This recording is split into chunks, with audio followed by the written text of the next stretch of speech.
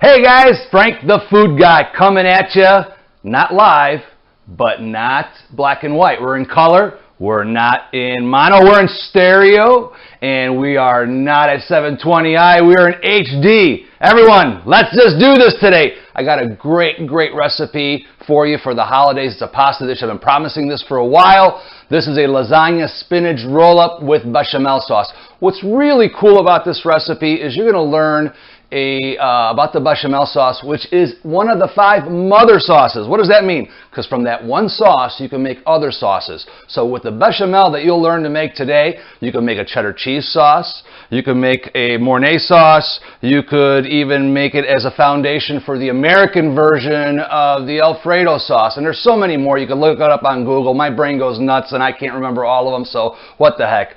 But anyway, you can make a cream sauce out of a bechamel sauce. That's it too. So today, we're going to make this wonderful dish. And it requires some garlic. And I just thought about something. I don't know if you're like me, but I hate peeling garlic. So if you want a really cool trick on how to clean garlic, put a couple of heads of garlic in there in a jar, and then you start shake and shake and shake. Shake, shake, shake. Shake, shake, shake, shake, shake, shake, shake. Shake, shake, shake, shake, shake. Shake it, shake it, shake it, shake it, shake it, shake it, shake it, shake it, shake it, shake it. Now check this out. Check this out. All the stuff is loosened up, and you've got your cloves of garlic already clean. How's that, huh? So all you Italians out there, Okay, let's see the ingredients we're going to use today. If I could have my lovely assistant pan over here. We have 4 cloves of fresh chopped garlic. Shake, shake, shake. We've got 1 cup of grated Parmesan cheese. We've got half a cup of diced onion, a sweet onion.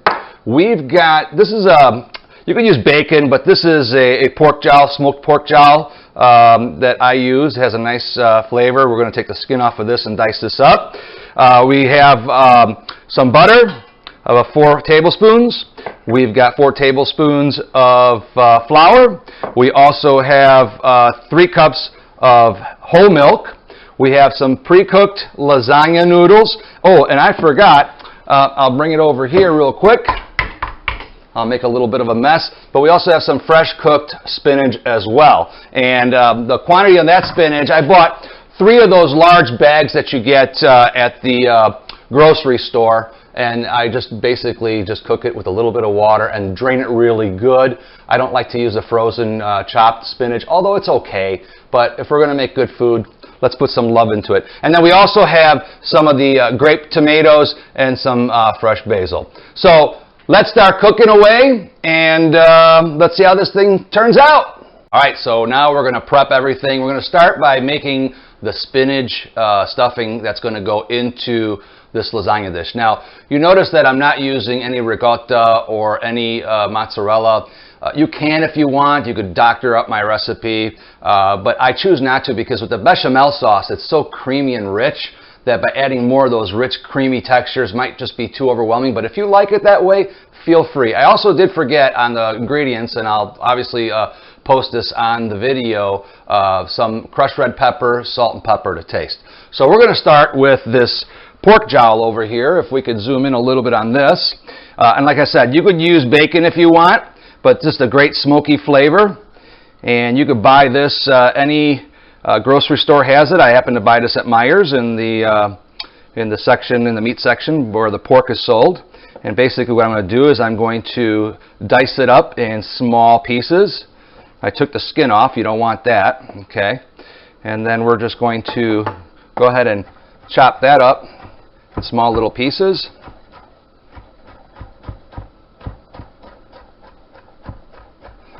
Not too bad, not too bad. All right, and we are going to add this to our frying pan. And we are going to saute that for a little bit. We'll get that going. Do you have olive oil in there? Do I have olive oil in there? Where do I have olive oil in?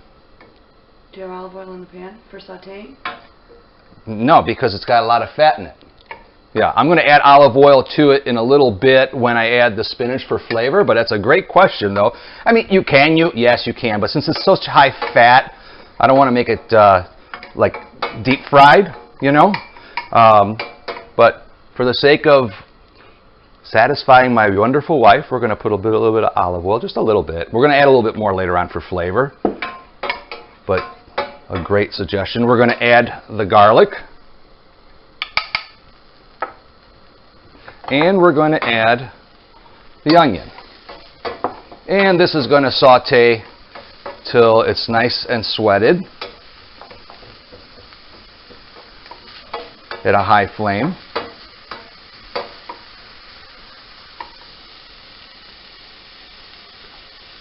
All right, so this has been sauteing for about a minute and a half. You notice that the garlic is not brown. You never want to burn your garlic. Everything's sweated nicely. We are now going to add about a half a tablespoon of some red chili pepper flakes, just for a little bit of kick. You could add more if you like. And then I drained this spinach really, really well, and I'm going to add that spinach to that. And we're going to lower the flame, so this way whatever water's left in the spinach, it's going to evaporate, because we want to keep it as dry as possible. So we're going to do that. And we're going to let this cook for a little bit. And at this point, we could add the oil for the flavor, so it hasn't been scorched in any way. But like my wife had intelligently asked, why didn't I have olive oil in there? Because the saute does imply with some kind of fat. But you could do it either way, with the oil before or after, in between. No big deal. That's a good question. In fact, I told her that anytime she has questions to ask, because, you know, I don't know if people know this, but my wife cooked for me once in 30 years. And that was before we got married. But I cook for her every day, right, honey? That's correct. That's right. Don't get jealous out there, people. We could do this. Yeah, I drained this pretty well, so I'm pretty comfortable. There's not going to be a lot of water with it. So we're now going to add our cheese. Turn off our heat. We don't want it to melt in the pan. And then we're going to season this with some salt and pepper. And I couldn't find my fresh pepper mill, so I'm just using about a tablespoon of black pepper. And I use my sea salt. I'm going to start with about half a tablespoon. I don't want it too salty. And then we'll adjust this if necessary and mix this all up. Next, we're going to make and stuff the rolls of lasagna, and then we're going to do the bechamel and top it all off, and we'll be wrapping this up. We're going to assemble the lasagna noodles. We've got them pre-cooked. I parboiled them. They're about 80% done. Just use a regular nice Barilla or whatever, Di Cecco quality is really nice. Once they're boiled and done with a little bit of salt, don't ever put oil in the water. You're just wasting oil. It doesn't cause it not to stick. The best thing to cause it not to stick is to stir it and make sure you use a high quality pasta. So we cooled them down. We put olive oil on them so they stop sticking after they're done cooking. And so we cut them in half. So we're going to stuff those. So we're going to put some olive oil at the bottom of the pan. And we're just going to baste that up really good. All right, so you take that half noodle. You got your spinach that we just prepared, right? And we're just going to roll it up where they overlap. And you place the flap down. And you continue doing this till the whole pan is filled up. We'll do a couple more here, and then we'll just time lapse it till we are done. But see how nice those are? And just these are just going to be so beautiful, especially when we top these off with some sauteed tomato and grape tomatoes and basil with the bechamel. Wow, flavors just pop. Be careful, the spinach can still be hot since we just got done cooking it. And we're going to continue just rolling those all up. So we rolled up the spinach in the lasagna. Notice I don't have them tight. We want that bechamel sauce to permeate through the pan. And see how pretty that's already starting to look? Real simple dish, but really nice. So we're going to make the bechamel sauce. You're going to learn the mother sauce for all you mothers and your daddies who love to cook. let's make this bechamel sauce. We got some unsalted butter melted. Do not let it brown. And we're going to slowly add the flour. And what we're doing here is we're making what's called a roux. And that's spelled R-O-U-X. And a roux is a thickening agent for gravies, sauces, and all kinds of goodies. You don't need to use cornstarch or anything like that. And it's 50% or equal parts of butter and flour. And I must have mismeasured my flour earlier. It's supposed to be 4 tablespoons. So it was a little bit thin, so I thickened it up. And basically you just cook that until, you know, this is what's called a blonde roux, until you get about 30 seconds or so. You want to get the, you want to cook out the flour flavor out of this, okay? That's why you just don't add flour to anything and you get that floury pasty stuff. If you do this, you'll get that flour taste out of it. You'll get this nice flavor, buttery flavor in all your sauces for your gravies and stuff. If you do like dark sauces, you'll want to cook this for a while and make what's called a brown roux. It'll start turning brown and caramelize, and it'll add a lot of flavor to it. So this is almost done. As soon as it is, we're warming up the milk in the meanwhile, and then we'll start incorporating these two, and we'll start making our bechamel. Roux has been cooking for about 1.5 to 2 minutes. We got the flour flavor out. We've been cooking this whole milk, and it's not to the boiling point or scorching point, but we're going to start slowly adding the roux to the milk. You don't add the milk to the roux because it might be too thick. Then what do? This way we can control how thick the bechamel will turn out. I've got it to the point where I think this is going to be just about right. But be careful, because as the milk gets hotter, which is now turning into bechamel, it will get thicker. So don't overdo it. So I'm not going to put all of it in, but most of it, and then we'll wait till it gets a little bit hotter and adjust. To that, we're also going to add about a half teaspoon of salt and a half teaspoon of black pepper. And it's starting to thicken up already. I could feel it in the whisk. Always whisk it, because you'd be surprised how that butter settles to the bottom. And we're going to increase the heat here a little bit since we're going to be mixing. And then we're going to adjust. See how it's getting thicker? Look at that. As it gets hot, it thickens up. We don't want it too thick. We don't want it too thin. We want it just right. And we're almost there. I think I'm feeling a little bit, let's see here. It's almost done here. Yeah, let's see. Yeah, I think we could add a little bit more roux. Yeah, see, it's going to be about perfect, right where we were at. So there we are. And if you find that it's too thick, that you overdid it with the roux, just add a little bit of more milk to it, and you're all set. And there's your bechamel, and now we're going to incorporate that into the lasagna. All right, before we put together the lasagna, I forgot one step. We're going to take some of these grape tomatoes, and we're going to just let them saute in some olive oil. And what's this going to do is we're going to put this on top of the lasagna. It's going to bring some color, some acidity to it, because it's just, you know, you got that creaminess to it. You want some acidity to it.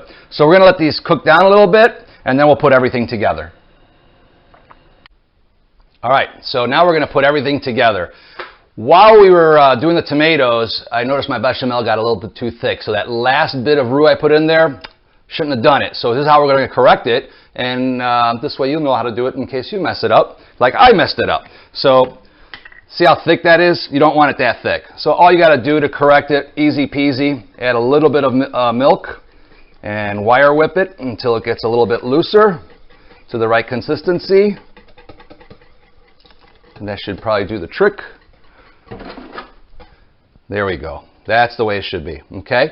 And then the tomatoes, like we said, all we did was they kind of explode on their own. They just bring a little bit of acidity. I didn't put anything in there except some olive oil. Let them saute for a while, and we're going to top the pasta dish off with this.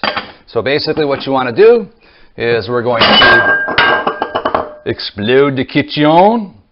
You're going to run some bechamel on this bad boy. Now, I think you can see why I don't use ricotta. It's just going to be a very creamy dish in and of itself. All right. Perfect. And then We're going to put some of these tomatoes on there for some acidity and some color. And then when it's done, we're going to go ahead and put some fresh basil on there. And put it all together. And then you got the Italian flag color. You got the red. You got the white. You got the green. It's all right. I'm not going to quit my day job, guys. I won't. I'll stop singing now. All right, we're going to put this in the oven. 375 degrees. I'm going to cover it with some aluminum foil, pop it in there. Should take about 20 minutes to 30 minutes. Everything is already cooked. We're just basically getting all the flavors incorporated together. And we're going to stick this bad boy in the oven, and then we're going to eat. All right, guys. I'm laughing. You know why? Because behind the scenes, my wife was setting up the camera, and she's like, I can't get your head. I can't get the plate. I said, you got all this? You got all this? But we really want all this. We started out by just do it, and we did it, guys. Look at this beautiful plate of this lasagna roll-up with spinach. We are going to take a nice little bite over here.